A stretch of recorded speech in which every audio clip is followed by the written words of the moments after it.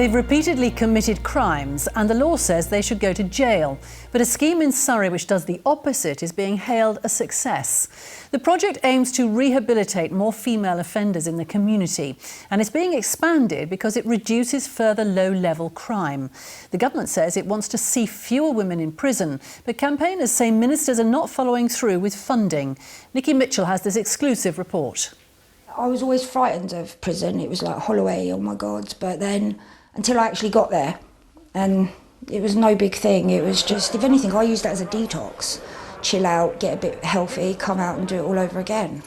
Prison fails to stop the majority of women sent there reoffending. And Vicky's living proof of that, having been inside at least a dozen times.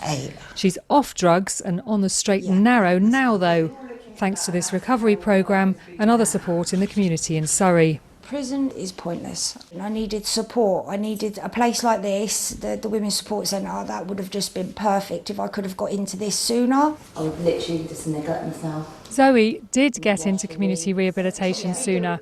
After her latest drink-inspired run-in with the police, she avoided another weekend in the cells by admitting her offence immediately, then agreeing to a women's justice intervention course, which is proving so successful at cutting offending, it's being expanded across Surrey. It's helped me realise how to now deal with things, to try and prevent this kind of thing from happening. In Southampton, Cheryl's chaotic childhood saw her on drugs at the age of 13. It still comes back to angry and hurt, doesn't it? She's now being forced to face her feelings instead of turning to drugs and crime in a different, one-day-a-week-only offenders programme, and it's working. Crucially, it stopped her 2-year-old son being taken into care. It was a big thing that I wanted to give up drugs, not just for him, for myself. I've never been normal, never lived a normal stability life, but now since I've actually worked with all the services and used all their help and support, things have been really good.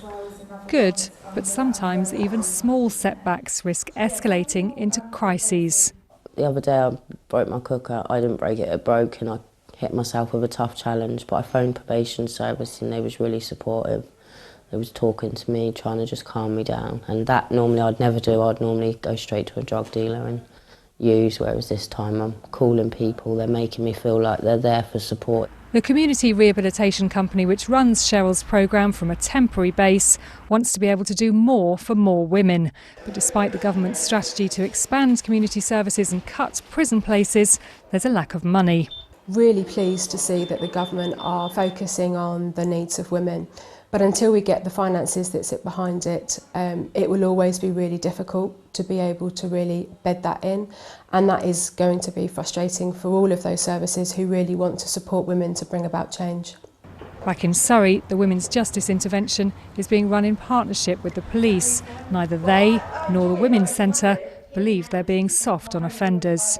No, it's not a soft option because we expect women to actually face what has happened to them in their life that has led up to their offending behaviour. And we have to talk about the consequences of the crime. Reflecting on the effect their behaviour has had on the victims of their crimes is key. I do feel bad. I'd hate for something like that to happen to me or to my family members, my kids, whatever. I would. There hasn't been any other offences, so that's good, and that's how I want it to stay for the foreseeable future, really. Zoe there, ending that report by Nikki Mitchell, who's here with me now. Firstly, why are women being treated differently from men?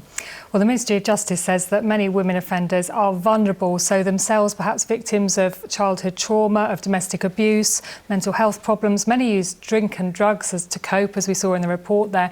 So really, prison can do them more harm than good. Also, it's expensive and it doesn't really work. Well over half of women who leave prison go on to reoffend within a year, whereas with the Surrey project, we can see that one snapshot showed only a quarter may reoffend. Also, another consideration consideration is that when women go to prison, sometimes their children are forced into care. So that's another something for the wider society to consider. But is there enough money? Is there funding there to pay for all this rehabilitation in our communities? Well, even the Bracknell MP, Philip Lee, who helped formulate much of the female strategy for offenders of the government's when he was Justice Minister, has said that it's not fully funded. There's not enough money in it. Everybody working in community rehab is welcoming the strategy, but they say that existing services, many of them, they're hanging by a thread.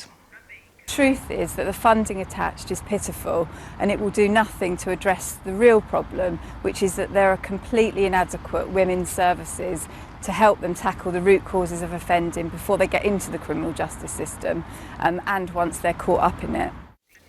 Well, the Justice Minister, Edward Arger, told us in a statement, we are investing an additional £5 million over 2 years on community provision so that where appropriate, women are given the support they need to address their offending and turn away from a life of crime. What he didn't address was our query as to whether or not the £5 million was enough. Nikki, thanks very much.